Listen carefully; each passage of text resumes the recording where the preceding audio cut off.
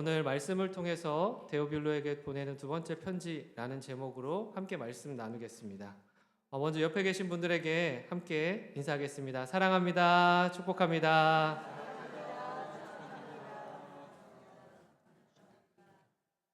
네, 웃음이 많이 없어지셨는데 한 번 더 인사하겠습니다. 오늘 하나님의 사랑이 당신에게 임할 것입니다.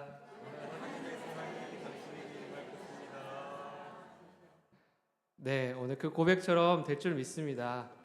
네, 아까 제가 주와 같이 길 가는 거 즐거운 길 아닌가 이 찬양 이렇게 부르잖아요. 그래서 부르고 있다가 딱 성도님들을 딱 봤어요. 근데 가사가 뭐였냐면 주와 같이 길 가는 것 즐거운 일 아닌가 했는데 모두의 표정이 한결같았습니다. 박수는 치고 있는데 얼굴이요 즐거움이 아니라 나 죽겠네 나 죽겠네 네 이런 표정으로 네 앞을 바라보시면서 찬양하고 계시더라고요. 네, 그래서 여러 번 예배 드리는 것이 쉽지 않구나 이런 생각도 하고 또 그런 마음도 있지만 또 하나님께서 여러분에게 그 말씀을 통해 은혜와 또 즐거움을 주실 줄 믿습니다. 우리 옆에 있는 분들하고 한 번 더 인사할게요. 하나님을 예배함이 기쁨입니다. 네, 감사합니다. 이게 다른 사람이 나를 안 보고 나만 앞을 보고 있을 때는 잘 웃지 않으시다가 이제 옆 사람을 보라고 하니까 어쩔 수 없이 막 웃기도 하고 이렇게 하시는데 그 말씀 안에서 예배 안에서 누리는 즐거움이 넘치시는 저와 여러분 되기를 소망합니다. 이제 한국 사회에는 좀 남다른 다른 나라와는 좀 다른 독특한 특징이 있습니다. 그 중에 한 가지는 이제 언어의 문화라고도 할 수 있겠는데요.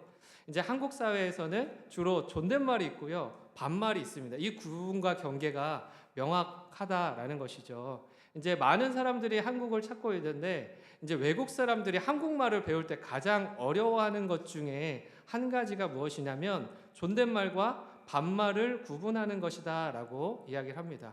그러니까 외국에서는요 서로 대화할 때 편하게 이야기를 합니다. 또 윗사람이든 뭐 친구든 뭐 남자들에게는 브라더 이러면 모든 게 통용이 됐는데 한국에 와서 이제 대화를 하려고 하다 보니까 너무나 많은 것을 신경 써야 된다라는 것이죠. 이 사람이 나보다 윗사람인지 아랫사람인지 혹은 직급은 어떤 직급을 가졌는지 내가 편하게 말을 해도 되는 대상인지 아닌지 이러한 여부들부터를 파악을 먼저 해야 되다 보니까 이 대화를 익히는 것이 쉽지 않더라라는 겁니다.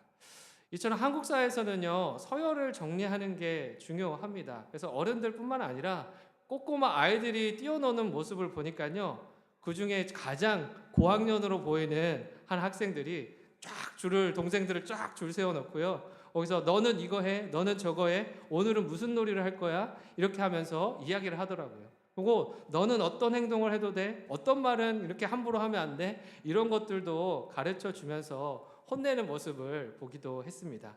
그러니까 상급생들은요, 불과 그 동생들에게 한두 살 차이 나지 않지만 그 동생들에게 쉽게 반말을 하고 자연스럽게 그런 이야기를 편하게 하더라라는 겁니다. 또 반대로 동생들 아래에 있는 사람들은 꼬박꼬박 존댓말을 쓰면서 그렇게 관계를 하더라라는 겁니다. 불과 몇 개월이 차이 나지 않고 학년이 크게 차이 나지 않지만 서로가 그렇게 다르다는 이유로 이렇게 서로를 행동하고 대한다라는 것이죠. 이처럼 상급생과 하급생, 윗사람과 아랫사람 이런 것이 명확하게 구분이 되어 있다 보니까 이들 사이에서 마음을 터놓고 얘기하는 일들이 줄어들고 있더라라는 겁니다. 그냥 어릴 때는 멋모르고 이야기하는데요. 나이가 점차 들어감에 따라서 그러한 이야기를 하는 것이 쉽지 않더라라는 것이죠. 우리나라 청소년이 상급생이나 하급생과 최근에는요 더 많이 어울리지 못하고 융합되지 못하는 이러한 모습들이 일어나고 있다라고 합니다. 그 대신에 또래 집단의 그 끼리끼리 뭉치는 그러한 것들이 인식이 강해진다라고 하는데요. 군대 가서도 마찬가지입니다. 상급자들이 아니라 같은 동기들끼리 뭉치는 그러한 모습입니다. 근데 이게 어디서부터 시작되었나 보니까 이렇게 존댓말과 반말을 엄격하게 구분해서 하는 우리말의 이 특징과 무관하지 않다라는 것을 발견하게 되더라라는 겁니다. 이처럼 언어적인 것뿐만 아니라 우리에게는요 기본적으로 상급생과 하급생에 대한 나보다 높은 사람이고 낮은 사람이다라는 것에 대한 인식이 있습니다. 이제 제가 한번 조기 축구를 이제 나갔는데요. 제가 속했던 팀은 목회자들로 전체가 이루어져 있는 팀이었고요. 상대 팀은요, 목회자가 이제 한두 명 있고 나머지는 다 일반인들이 그렇게 구성된 팀이었습니다. 이제 같이 축구 경기를 하는데 제가 중간에 있는 미드필더 포지션을 그날따라 하라고 해서 했는데 자꾸 이제 어떠한 친구하고 계속 상대팀 친구와 부딪히는 겁니다. 근데 정말 이상하게 공이 없는데 자꾸 저를 이렇게 밀치고 제가 오면은 막 부딪히고 이렇게 하는 거예요. 그래서 그 경기 전 경기부터 제가 좀 늦게 갔었는데 전 경기부터 계속 막 씩씩거리고 있었는데 제가 타겟이 됐던 겁니다. 그래서 계속해서 저를 막 부딪히면서 결국 한번 크게 이제 몸싸움을 하면서 딱 부딪혔는데 그 친구가 갑자기 열불을 내면서 저한테 한마디를 하는 겁니다. 이런 신발. 네. 그래서 나는 내 축구화를 말하는 건가? 네, 이렇게 착각을 했는데 너무 명확하게 저에게 막 쌍욕을 이렇게 날리는 거예요. 근데 딱 봐도요, 그 친구의 나이가 고3 정도에서 이제 20살, 21살 정도 돼 보였거든요. 저도 여기서는 굉장히 어린 축에 속하지만, 젊은 축에 속하지만 거기에서 그 친구에게 그렇게까지 쌍욕을 들을 만큼의 나이는 아니거든요. 근데 제가 목회자인 걸 아니까 그 욕을 딱 들었을 때 제가 어떻게 반응했을까요? 형제님, 그러셨군요. 화가 많이 나셨나 봐요. 네, 오늘 경기가 많이 안 풀리나 봐요. 이렇게 얘기를 했어야 됐는데 제가 그 순간에 제가 목회자의 신분을 망각하고 화가 확 치밀어 오르면서 제가 갱년기도 아닌데 열이 확 나는 거예요. 그래서 이런 어린 친구가 순화해서 어린 놈의 이게 감히 나한테 어디 욕을 해? 막 이러면서 이제 저도 막 이렇게 반응을 했던 순간이 있었습니다. 결국 끝나고는 제가 먼저 다가가서 사과를 했습니다. 그 친구는 끝까지 화가 나 있었거든요. 그래서 사과할 것 같지 않아서 내가 미안했다. 뭔가 마음이 상한 것이 있으면 풀어라. 그리고 악수하고 그렇게 끝났습니다. 자기도 머쓱한지 죄송합니다 하고 막 이렇게 가더라고요. 그랬는데 그 일을 겪으면서 제가 그 순간 이제 그렇게 부딪히고 나서 떨어뜨리고 나서 경기를 하는데 마음이 내내 불편한 거예요. 기본적으로 나에게는 어쩌면 내가 꼰대가 될 수도 있겠구나. 저런 젊은 친구를 이렇게 품어주지 못하고 그 마음을 알아주지 못하고 어린 친구들은 당연히 열정이 넘치잖아요. 그리고 승부욕도 저보다 더 많을 거고 그런데 그거를 알아주지 못하고 내가 품어주지 못했구나 하면서 제 자신이 너무나 좀 창피스럽더라고요. 그래서 본능적으로 나에게도 내가 윗사람인데 내가 윗사람이고 넌 나의 아랫사람인데 나에게 좋은 이야기를 존댓말을 해야 되고 그렇게 대화들을 해야 되는데 그렇게 하지 않았다는 것에 제가 분노했다라는 사실을 알게 되었습니다. 그러니까 이런 것들을 보면요, 우리가 살아오면서 많은 겪는 이 언어 문화를 통해서 내가 이런 수직적인 관계에 익숙해져 있구나라는 사실을 알게 되었습니다. 그런데 저뿐만 아니라 이처럼 경직되어 있는 우리가 대화를 하게 될 때가 많이 있다라는 겁니다. 그러니까 기본적으로 수직적인 이 인간관계 가운데에 살아가는 그 환경에 있다라는 것이죠. 그런데 이런 수직적이고 경직된 대화가요, 무엇을 가로막냐면요, 사람과 사람 사이의 진정한 대화나 사귐을 가로막는 장애물이 되더라라는 겁니다. 그래서 사회에서만 그런 것이 아니라 자식과 부모 사이에서도요, 명확합니다. 그래서 부모는요, 대개 자녀들에게 명령을 하면 이거 하지 말랬지, 이거 하랬지, 공부하랬지, 밥 먹으러 나오랬지. 자녀들은요, 대부분 거기에 존댓말로 응하면서 거기에 이제 반응을 하는 것이죠. 그러니까 상급자와 하급자처럼 명확하게 이 말을 통해서 서로의 역할이 나뉜다라는 겁니다. 그렇다 보니까 자식은요, 자신이 원하는 바를 부모에게 100% 털어놓는다는 것은 어쩌면 어려운 일인지 모르겠습니다. 또 털어놓는다고 해도 부모가 온전히 그것을 받아들이지 않을 때가 참 많이 있다라는 겁니다. 그래서 부모와 자식 사이에 친밀한 대화와 진정한 대화가 실종되는 것이 어쩌면 여기에 있을 수 있다라는 것이죠. 우리 사회 모든 면에 걸쳐서 이처럼 수직적인 인간관계로 이루어져 있는 것들이 참 많이 있습니다. 수직적인 인간관계로 이루어지게 만드는 요인이 참 다양하게 있겠지만 그 중에서도 언어의 문제가, 언어의 문화가 많은 영향력을 미치더라라는 겁니다. 우리가 살아가고 있는 가정과 사회의 구조도 그렇지만 사실은 교회에서도 마찬가지입니다. 우리가 주님의 몸된 교회에서 한 지체가 되고요. 그리스도인으로서 서로 사랑하며 산다라고 하지만 이미 우리에게 익숙해져 버린 세상의 문화와 세상의 방법들이 있다라는 겁니다. 그것이 무엇입니까? 이처럼 수직적인 인간관계, 수직적인 대화체계 이러한 것들이다라는 겁니다. 근데 우리가 하나님이 우리에게 주신 그 말씀처럼 한 몸으로 살아가려면 서로 사랑하며 살아가기 위해서는요. 가장 먼저 이 수직적인 구조를 깨트리는 것이 우리에게 가장 필요한 일이다라는 것이죠. 우리가 정말 진정한 대화와 사귐과 교제를 하기 위해서는요. 이것을 깨트리는 것이 중요하다라는 것이죠. 서로가 다른 지위가 있고 직책이 있습니다. 또 연령의 현격한 차이가 존재하지만 역할이 다양하지만 그 무게를 떠나서 상대를 자신과 동등한 인격체로 존중할 마음이 있느냐, 그렇게 여기고 있느냐, 그것에 따라서 하나님께서 우리에게 말씀하신 진정한 의미의 사랑과 교제와 대화가 가능해진다라는 것입니다. 근데 오늘 본문 말씀에서도요, 사도행전을 통해서 비슷한 말씀을 확인하게 됩니다. 여러분, 누가복음은 누가 썼을까요? 누가복음은 누가 썼을까요? 네? 누가 맞습니다. 제가 힌트를 드렸죠. 자, 그렇다면 사도행전은 누가 썼을까요? 네? 누구요? 정답이 아닌 것 같아요. 누구요? 요한이요? 네, 사도행전은 누가 썼습니다. 네, 그래서 누가복음의 저자와 사도행전의 저자가 동일합니다. 네, 근데 오늘 누가가 이제 본문을 이렇게 썼는데 오늘 본문 첫 구절에서 한 사람의 이름을 이 편지의 수신자로 언급하고 있습니다. 그 사람의 이름은 무엇입니까? 데오빌로입니다. 데오빌로는요, 사도행전뿐만 아니라 사실은 누가복음의 수신자이기도 합니다.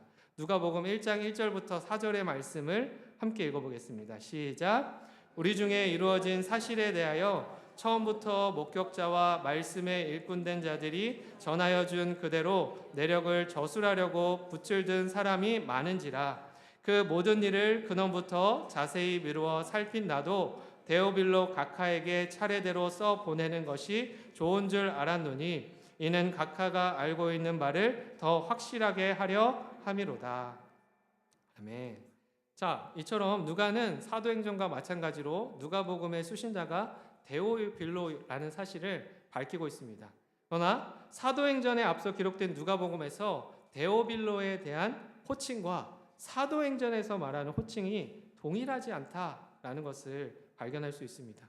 누가복음에서는 무엇이라고 불렀습니까? 데오빌로 각하라고 부른 데 반해서 사도행전에서는요, 각하의 호칭을 생략했습니다. 그냥 데오빌로요 라고 이야기했다라는 겁니다.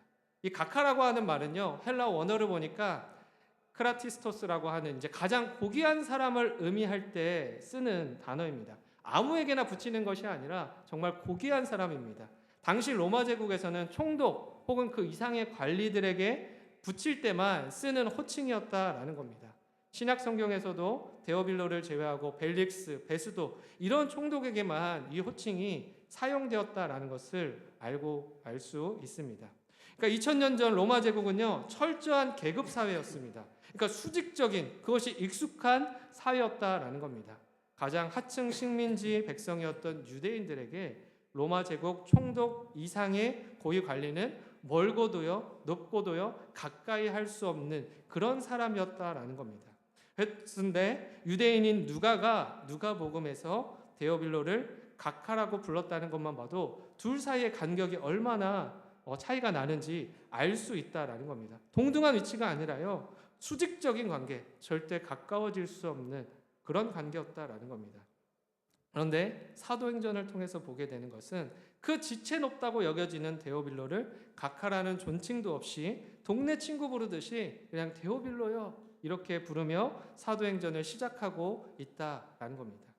이것은 누가복음에 의해 예수 그리스도를 믿게 된 데오빌로와 누가 사이에 수직적인 관계가 극복되었다라는 것을 우리가에게 일깨워 주는 것입니다. 대개 아랫사람은요, 윗사람의 수직적 관계를 허물 수 있는 권한이 없습니다. 그 권한은 오직 누구에게 있습니까? 윗사람에게 있는 것이죠. 그냥 아랫사람이 일방적으로 그 관계를 깨뜨리려고 하면 그것은 하극상에 불과합니다. 그렇기 때문에 윗사람이 그것을 컨트롤해야만 한다라는 겁니다. 수직적 관계는요, 이처럼 오직 윗사람에 의해서 극복될 수 있습니다. 유대인인 누가가 고이갈리 데오빌로를 친구처럼 다정하게 부를 수 있게 된 그 배경에는요, 예수님을 믿게 된 데오빌로가 스스로 자신과 누가를 대등한 반열에 두었기 때문이라는 것입니다. 그렇지 않았다면 누가는 아마도 사도행전에서 마찬가지로 데오빌로를 각하라고 불러야만 했을 것입니다. 그런데 지금 데오빌로요 라고 친근하게 부르고 있다라는 겁니다. 누가를 친구나 형제로 받아들인 데오빌로의 이 선택을요, 누군가는 바보 같다라고 얘기할 수 있을 겁니다. 그렇게 하급처럼 여겨지는, 하층민처럼 여겨지는 누가를 어떻게 그렇게 편하게 막연한 사이로 지낼 수 있느냐, 그렇게 생각할 수 있습니다. 그러나 데오빌로는요, 자신의 이 선택이 결코 나의 직위와 직책이 포기되어지는 것이 아니라 나의 로마 제국의 고위 관리라는 것은 변함없지만 다만 한 가지 내가 변화하겠다라는 마음을 가졌던 것입니다. 예수 그리스도 안에서 그의 인간관계와 직책의 의미를 새롭게 하겠다. 그렇게 마음을 먹었다라는 겁니다. 복음을 전하는 복음서에서 각하라 불린 데오빌로가 교회 역사를 밝혀주는 사도행전에서는 그냥 데오빌로로 불렸다라는 것이죠. 교회는 교회를 이루는 사람들의 신분의 높고 낮음을 막론하고 수직적 인간관계를 뛰어넘어서 그리스도 안에서 대등한 관계, 대등한 지체가 되어야 함을 일러주고 있다라는 겁니다. 이 데오빌로의 이름은요, 하나님을 뜻하는 헬라어 데오스와 사랑, 친구를 의미하는 필로스의 합성어입니다. 그러니까 합쳐보면 하나님을 사랑하는 사람, 하나님의 사랑을 입은 사람, 하나님의 친구와 같은 의미가 된다라는 겁니다. 자신의 지위 고하를 막론하고 수직적인 인간관계를 극복한 사람, 모든 사람을 자신과 대등한 인격체로 대하고 존중하는 것이야말로 하나님을 사랑하는 것이고 하나님의 사랑을 입은 것이고 동시에 하나님의 친구가 되는 것을 우리에게 데오빌로의 이름을 통해서 밝혀주고 있다라는 겁니다. 이와 같은 삶을 사는 사람들만이 세상과는 다른 그리스도 안에서 서로 사랑하고 진정한 하나됨의 교회를 이룰 수 있는 것입니다. 이처럼 수직적인 인간관계를 극복하지 않고는요, 결코 사랑의 공동체인 교회는 이루어질 수 없다. 그것이 가능해지지 않는다라는 사실을 우리에게 전해주는 겁니다. 사도 바울 역시요, 마찬가지로 이러한 이야기들을 나눴었습니다. 로마 교회에서, 고린도 교회에서, 데살로니가 교회에서 그들에게 편지를 쓰면서 뭐라고 이야기하냐면 거룩하게 입맞춤으로 서로 무난하라.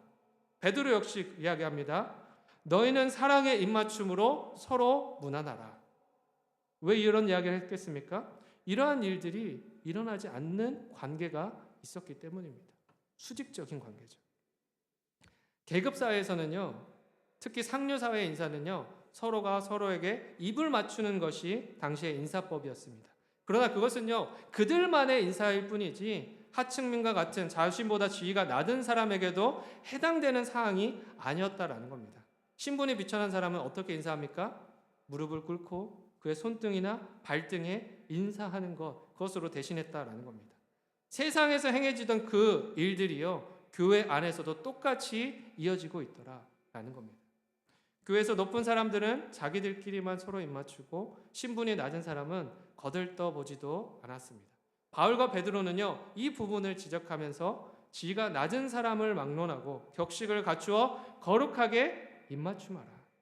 수직적인 관계가 아니라 수평적인 관계 가운데에 서로를 대하고 서로에게 인사하고 서로를 마주하라, 것을 명령했던 것입니다. 수직적 인간관계의 극복, 이것을 중점에 두고 변화할 것을 요청했던 것입니다.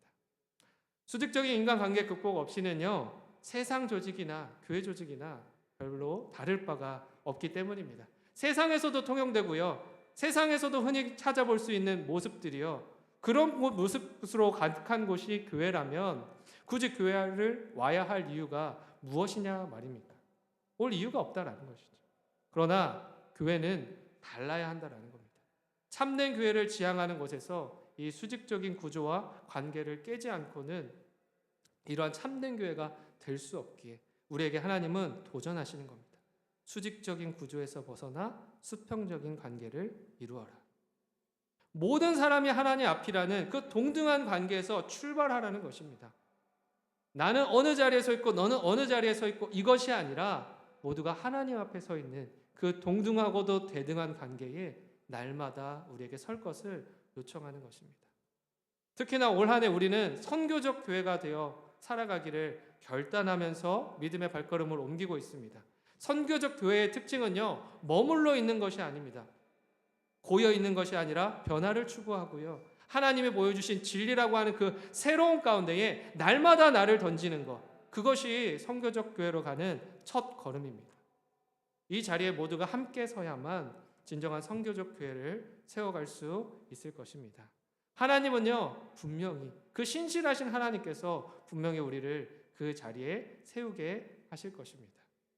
바울은요, 고린도전서 1장 9절에서 하나님의 이 신실함에 대해서 이야기를 합니다. 1장 9절 말씀을 세 번역으로 함께 읽어보겠습니다. 시작. 하나님은 신실하신 분이십니다. 하나님께서는 여러분을 부르셔서 그 아들 우리 주 그리스도와 친교를 가지게 하여 주셨습니다. 아멘. 하나님은요, 우리 한 사람 한 사람을 부르셨습니다. 그리고 당신의 아들인 예수 그리스도와 교제, 친교하게 해주셨다라는 겁니다. 세상 부모 자식들은요, 항상 너보다 나은 사람을 만나라, 너보다 나은 사람을 사귀고 그 사람들과만 어울려라, 이렇게 이야기합니다. 왜냐? 수준이 떨어지는 사람을 만나면 자신도 수준이 떨어질 수 있기 때문에 그것을 경계하는 겁니다.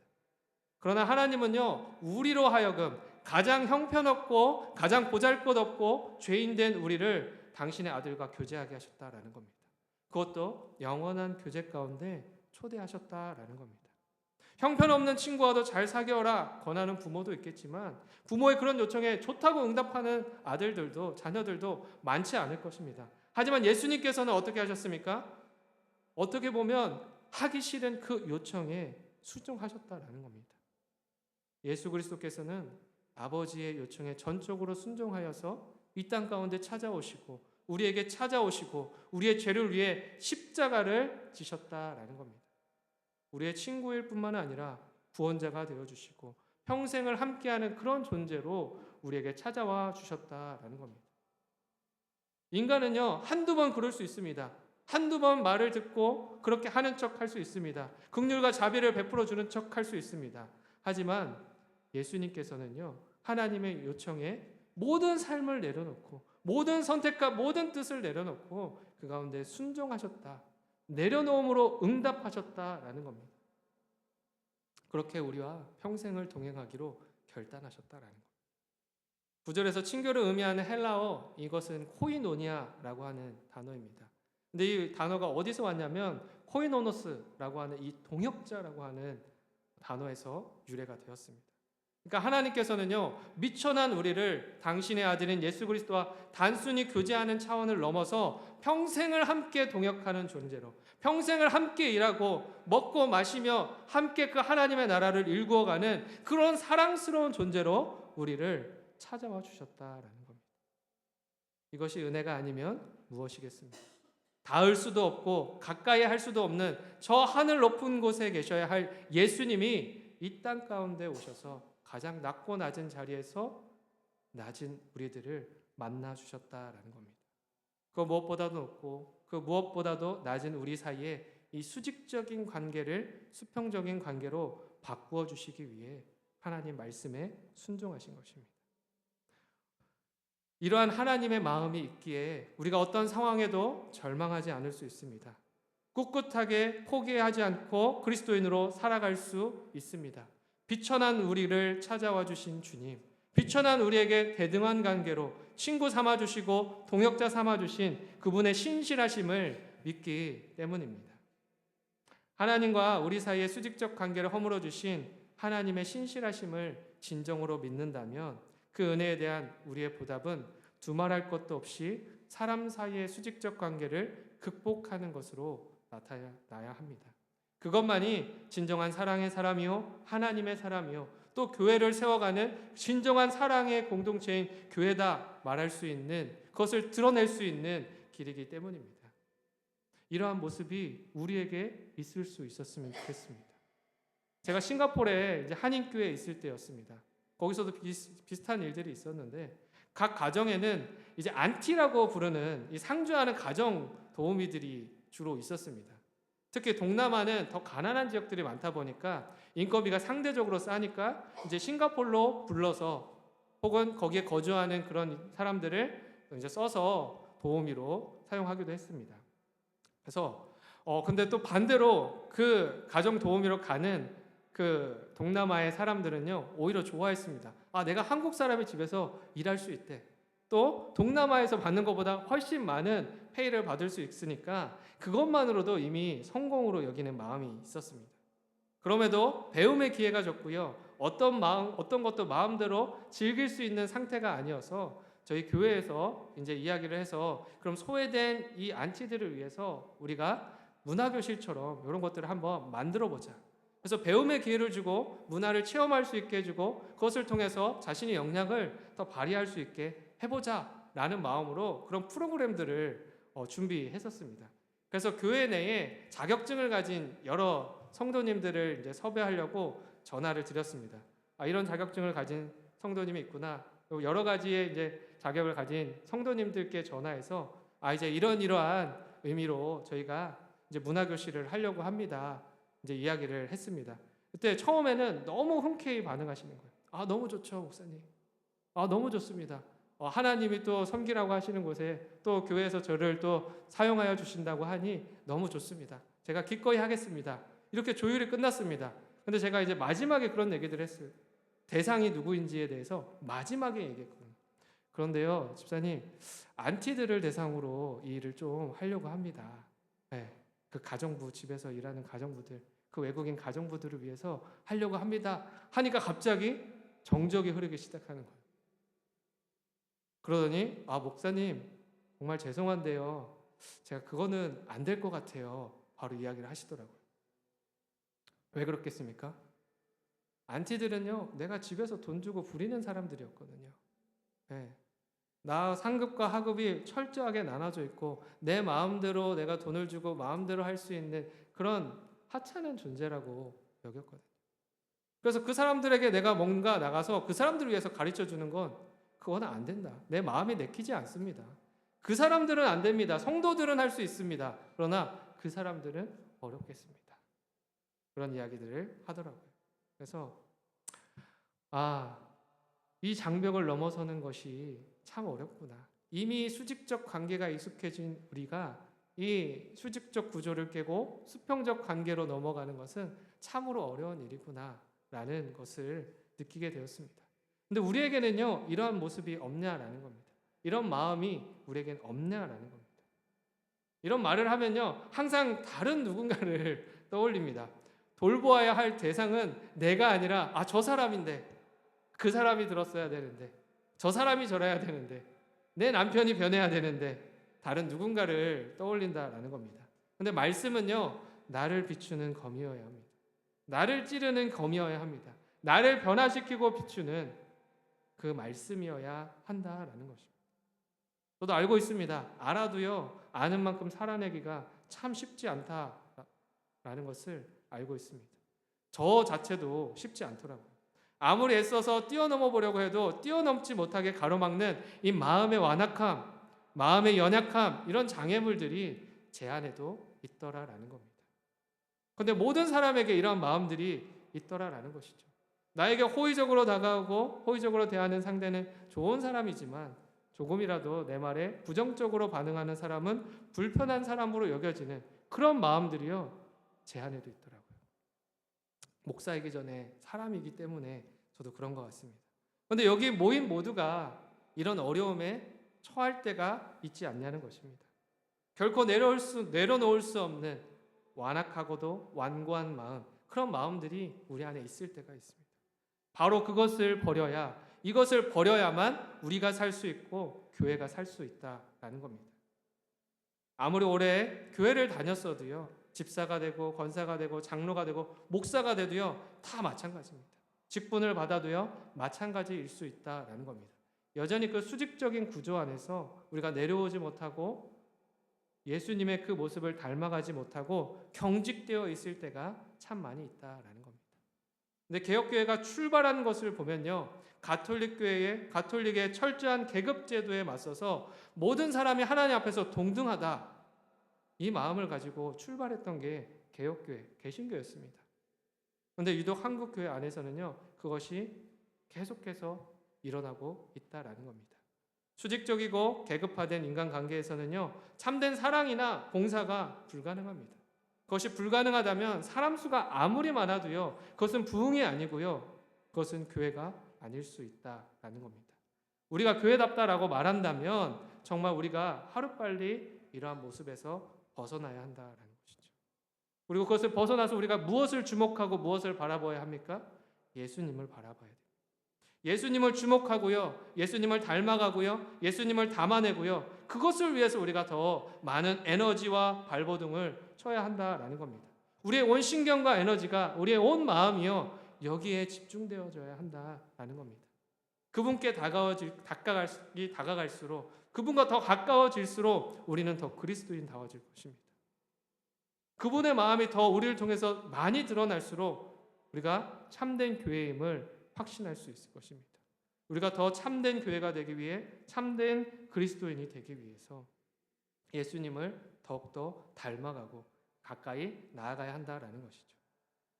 우리를 통해 예수님 믿는 삶이 무엇인지를 드러내야 할 것입니다. 믿는 사람들에게도 그렇고요, 믿지 않는 사람들에게도 마찬가지입니다. 오늘 본문 1절도요, 이렇게 이야기합니다. 데오빌로여, 내가 먼저 쓴 글에는 물은 예수께서 행하시며 가르치시기를 시작하신부터.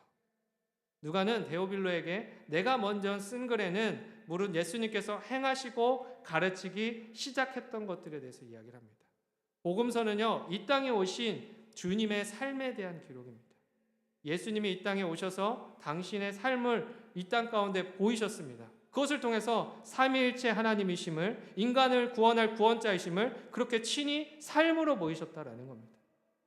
그 삶에 대한 구체적인 기록이 복음서입니다. 또 교리서라고 하는 것들이 있는데 주님께서 보여주신 삶에 대한 해석이 담긴 내용입니다. 주님의 삶이 선행되지 않았다면 복음서도 교리서도 존재할 수 없었을 것이고 영향을 미칠 수 없었을 것입니다. 그러나 이 복음서와 교리서 사이에 있는 것이 사도행전입니다. 사도행전은요, 행실행과 전기전, 행함의 기록입니다. 사도들의 행함의 기록. 주님을 믿는 사람이라면 주님을 쫓아 행하는 사람이어야 하고 그 삶의 토대는 교리, 이 하나님의 말씀이어야 한다. 이것을 일깨워주는 것이다 라고 이야기할 수 있습니다. 이처럼 우리가 아는 것으로 끝나지 않아야 됩니다. 예수님은요, 이 땅 가운데 오셔서 가장 먼저 무엇을 하셨냐? 행하셨다라는 것. 행함 가운데 말씀이 있었고요, 가르침이 있었고요, 그 가운데에 놀라운 일들이 있었다라는 겁니다. 이처럼 우리가 예수님과 얼마나 맞닿아 있는지의 여부가 우리의 신앙의 수준을 결정할 것입니다. 하늘과 땅의 경계를 허물고 높고 낮음의 차이를 깨뜨리신 예수님의 그 모습이, 그 수평적이고도 아름다운 모습이 우리의 신앙 가운데에 녹아들 수 있기를 바랍니다. 데오빌로는요, 자신의 신분을 버린 것이 아니라 예수님 앞에, 하나님 앞에 자신을 주장하고자 했던 그 마음을 버렸습니다. 신분보다 더 중요한 것은요, 우리의 마음입니다. 어느 자리에 서 있든지 예수님과 같은 마음을 품을 수 있느냐, 어느 곳에 있든지 예수님을 닮은 그 행함으로 살아갈 수 있느냐, 이것을 우리에게 묻는 것입니다. 그래서 빌립보서 2장 5절 8절에서도요, 이렇게 이야기합니다. 너희 안에 이 마음을 품으라. 곧 그리스도 예수의 마음이니 그는 근본 하나님의 본체시나 하나님과 동등됨을 취할 것으로 여기지 아니하시고 오히려 자기를 비워 종의 형체를 가지사 사람들과 같이 되셨고 사람의 모양으로 나타나사 자기를 낮추시고 죽기까지 복종하셨으니 곧 십자가에 죽으심이라. 본문 3절에서도 이야기합니다. 그가 고난받으신 후에 또한 그들에게 확실한 많은 증거로 친히 살아계심을 나타내사 40일 동안 그들에게 보이시며 하나님 나라의 일을 말씀하시니라. 예수님은 우리의 삶을 통해서요, 하나님 나라가 경험되어지기를 바라십니다. 우리가 경험하는 것만이 아니라 우리가 내딛는 모든 발걸음, 모든 모습, 모든 그 삶의 여정 가운데에 하나님의 나라가 있기를 소망하고 계신다라는 겁니다. 하나님의 나라는요, 하나님만이 주인 되시는 나라입니다. 내 생각도 내 것이 아니요 내 마음도 내 것이 아니요 내 감정도 내 삶도 내 것이 아닌 모두 주님의 것이라 고백하는 그 신앙의 고백이 담긴 그들의 그 고백을 통해 드러나는 나라라는 것입니다. 그 아름다운 나라를 이곳에 모인 한 사람 한 사람이 만들어갈 수 있기를 바랍니다. 예수님 같이 더 낮아져야만, 그 낮아지고 주시는 그 말씀에 순종할 수 있어야만 하나님 나라를 일구어가는 일꾼으로 설 수 있을 것입니다. 오늘 우리가 함께하는 이 시간이요, 함께 만들어갈 모든 시간이요, 하나님 나라를 경험할 수 있는 시간이 되길 바랍니다.